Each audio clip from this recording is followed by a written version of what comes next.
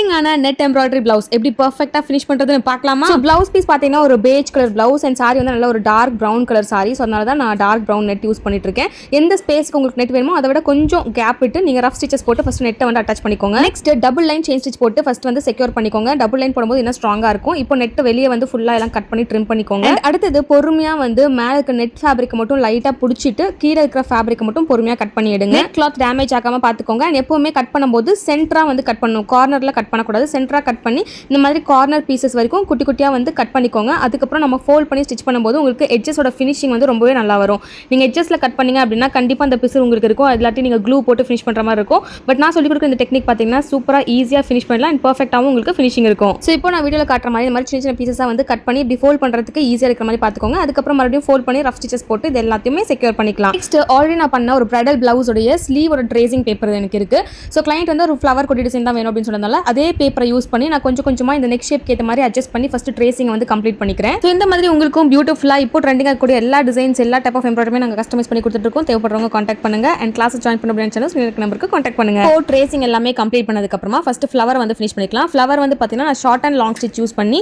அது stem stitch மெத்தடில் finish பண்ணிட்டு இருக்கேன். ஸோ டபுள் லேயர் நான் போட போகிறேன். அப்போ வந்து நல்ல ஒரு ரோஸ் மாதிரி உங்களுக்கு எம்போஸ்டாக பியூட்டிஃபுல்லாக உங்களுக்கு கிடைச்சிரும். இதே ஃப்ளவர் வந்து நீங்கள் த்ரெட் ஒர்க்கில் வேணும் அப்படின்னா பூலியன் ரோசஸ் கூட நீங்கள் ட்ரை பண்ணலாம். ரொம்ப பியூட்டிஃபுல்லாக இருக்கும். ஸோ உங்களுக்கு கத்தானா பீட்ஸ் யூஸ் பண்ணும்போது கொஞ்சம் ஷைனிங்காக கிளாஸியாக அதே மாதிரி ஃபினிஷிங்கும் வரும்.